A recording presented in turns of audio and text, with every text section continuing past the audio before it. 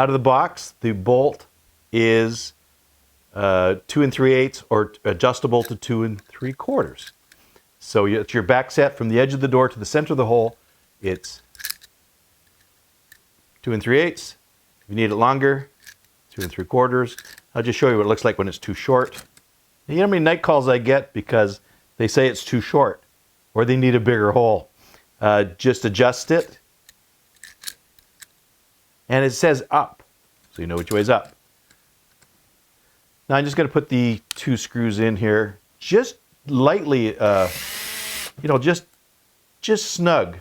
Don't over tighten these. If you over tighten the screws, it puts too much pressure on the bolt, and it causes it to jam up. Now this one's got a, you don't find it fits properly, it's got a bit of a shield on it. When you put it on, this plate here has to go like this so the latch can go back and forth. It'll sit flush. Now, this is the D-bolt latch. The tailpiece looks like a little D. And you'll see in here, it only fits in one way. So whether the bolt's open or closed, it will only fit one way. It won't, the tailpiece will only go in one way. However, get into the habit of having your bolt out. Because when you hit the other locks, I just put in my little flathead screwdriver, have the bolt out. So if the bolt is out, the lock is almost impossible to be installed incorrectly. However, a lot of the offshore locks, yes, it's 50-50 sometimes. Bolt out, key out. Again, it's D. It's shaped up. And oops, let me put on the little, it's supposed to be a protector, maybe a spacer. I'll get it in there. There we go. And I'll twist it around. Tailpiece goes into the thumb turn. You can actually test it if you want. And we'll put the 2 screws in. Now be careful you don't cross thread them. I've been doing this a long time, but you can use a screwdriver. Don't cross thread them. Just get them started. Again, snug. We're locksmiths. We don't have to crank it down. Snug is good. Just test it. So that's good. Okay, it comes with 3 keys. 2 keys for daily use, and put this in a bag or something where the customer won't mess up. And I'll show you what this is used for in a second. So let's just test it with the keys. Make sure it unlocks.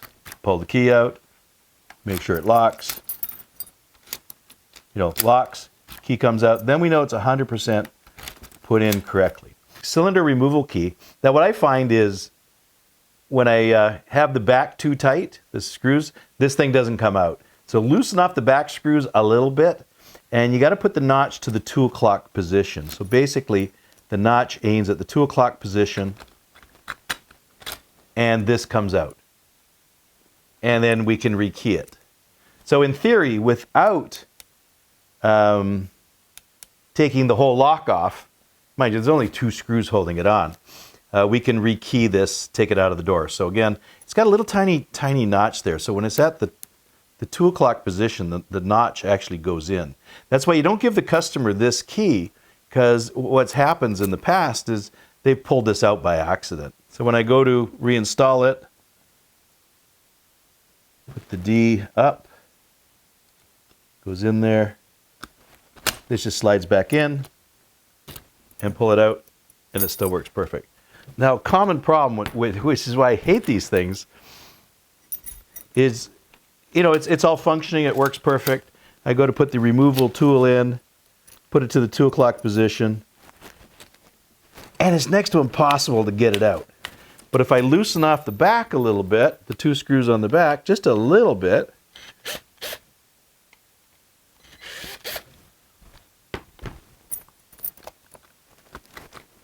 it comes out. So if you troubleshoot it, if you have the key, most of the time you don't have the key. So I'll show you the different ways of keying this up if you don't have the key. Now you can think of all sorts of ways of defeating this lock. So we can pick this open, we can drill it open. If it's malfunctioning, we can take out the 2 screws. So you'll see in the videos. So basically I got it all tight. Yeah, won't come out. So I just loosen it off just a little bit. And I didn't even go too tight. Now for some of these I find it just comes out, but most of them I have to loosen them off a little bit. So with the key with the notch in it, you see that little piece goes in flush, and that would let it out. As that stays in, pulls out. So this thing keys up exactly like the other Kwiksets. It's got the same little circlip on the back. This will key up exactly like our other Kwiksets. Just take off the little clip on the back with your pickle, your Kwikset removal tool. But I'll show you what happens is a lot of times you go to the job site, you don't have this. So let's just put this in. I'll show you what happens when it won't come out or you don't have this special little notch key. You can buy these special. Sometimes we'll just cut it normal. I'll take the customer key and notch it out on the bottom. But it's so much of a pain. Usually this is what you end up doing. You ended up taking it off the door. I'll show you how to rekey this.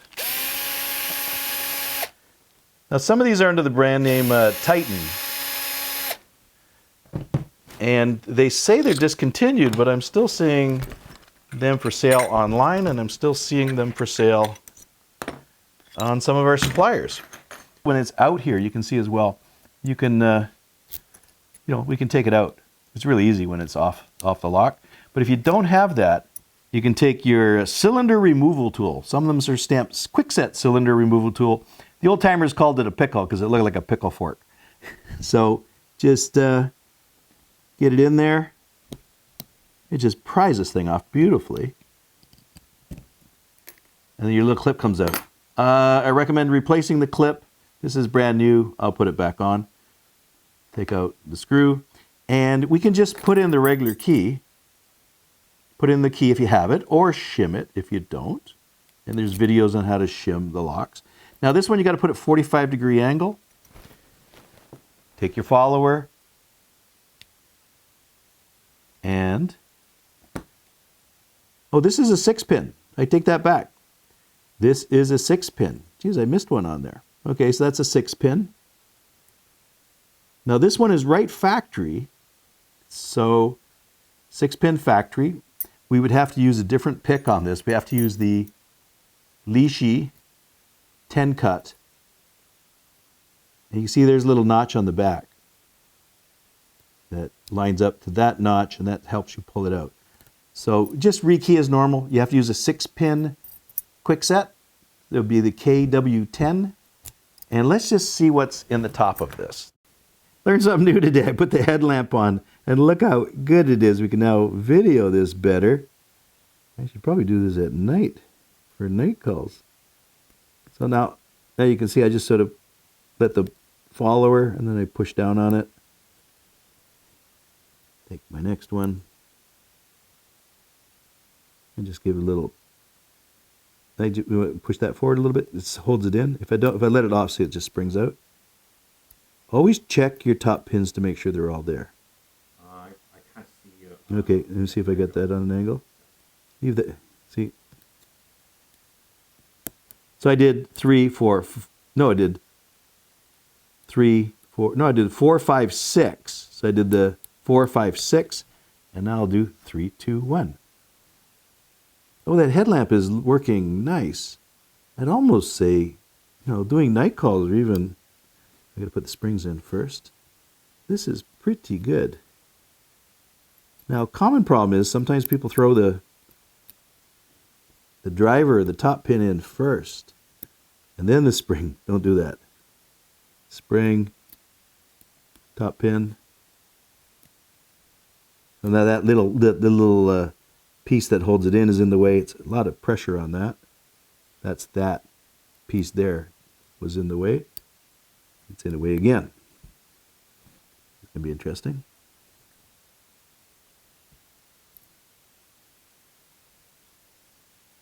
I guess if that's too much of a pain, we'll have to remove it. Just a little spring and a little clip. Not too hard. Yeah, we see the interesting problems you get.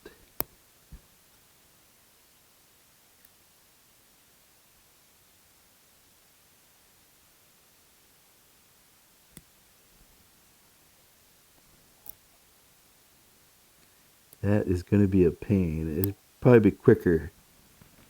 I'm just going to be a pain here. I'm just going to... It's right on number 2.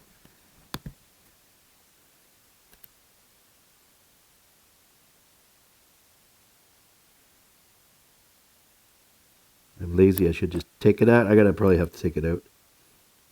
Get that little spring out of there.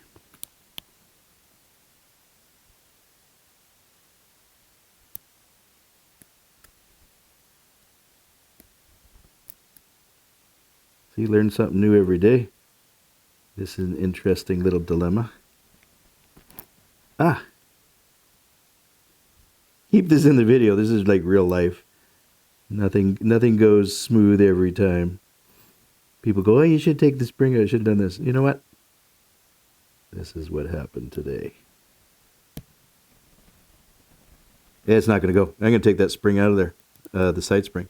So this is a good little thing to show everybody. Let me just put, now see, it's easy. I can push that out of the way right now. It's still under a lot of pressure. It's not good for my tweezers. So I got it out of the way. This is what this thing's being a pain here. So here's what's giving us trouble. That spring right there. It's just, I don't know if things are going to go flying or whatnot. Just give me a sec here. There we go. See that thing? That'd probably be hard to drill. Okay, now we got it out of the way.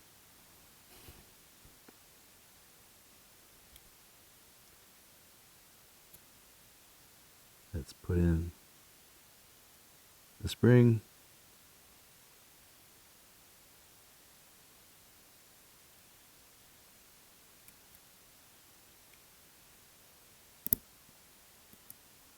Again, there was no mushrooms in this. That was kind of surprising. The cheapy little 600 series, they put 2 mushrooms in a 5-pin, and the 6-pin, they don't do anything.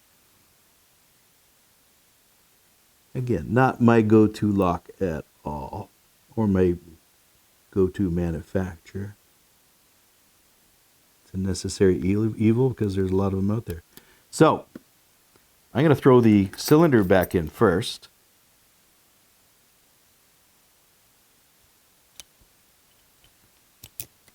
Now, I think that would be under too much pressure.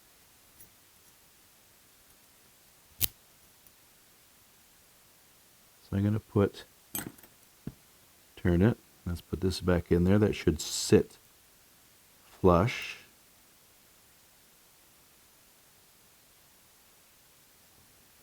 I'm trying to let the camera see it and me see it all at the same time.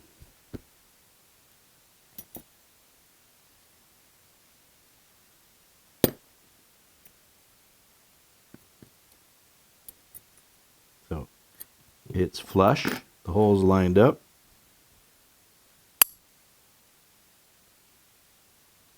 If I let go of this, it's going to go flying. I think we're going to have to pause this in a second. Well, that was a pain in the butt, putting that back in. You couldn't see the camera in my hands. I had to use my three hands on it. But basically, that's the retainer part. Don't forget to put in all this frustration here. Don't forget to put in your deadbolt tailpiece. There's the clip. There's the deadbolt. Before we throw it all back together again, let's get this. Again, I recommend replacing. They're not expensive. You can get a bag of 100. Pretty inexpensive. Let's throw it back in here.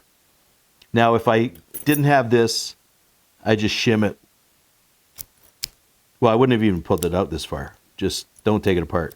Leave it like that. Take off the clip, shim it, whatever, then put it back together again. Okay, make sure the D is up. The tailpiece goes in. We're in. Oops, I forgot this piece. Wait a sec.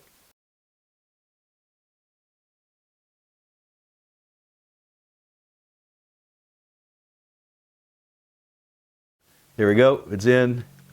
Let me just turn it around.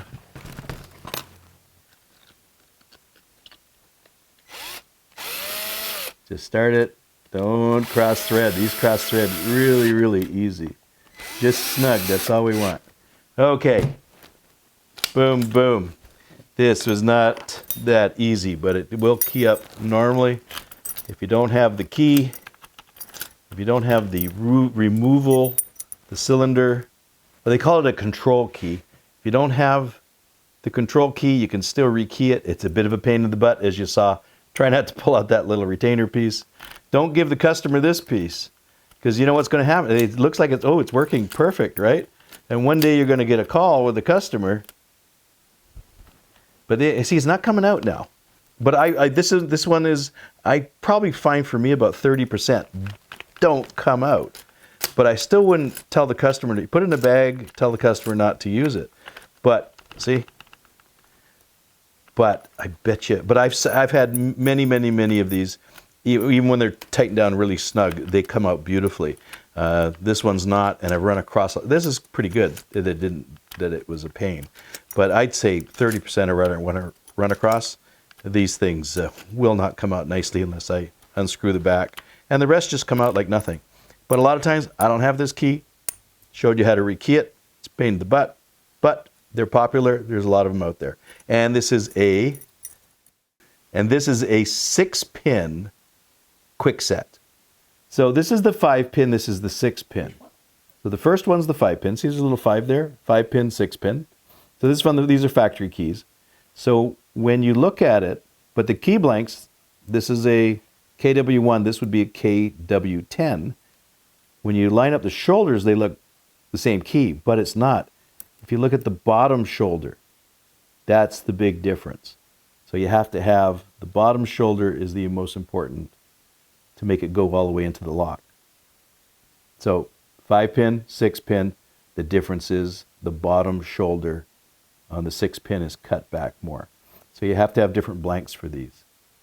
Hope you enjoyed the video. Please join our membership site. It's our YouTube Mr. Locksmith membership site, and you can see I post the videos there first, and I post a lot of videos that I don't post on the public. They're just for our members only. Some of the bypass methods, defeat methods, drilling the locks, picking the locks, and talk about the business of locksmithing and some of the in-depth on the social media, etc.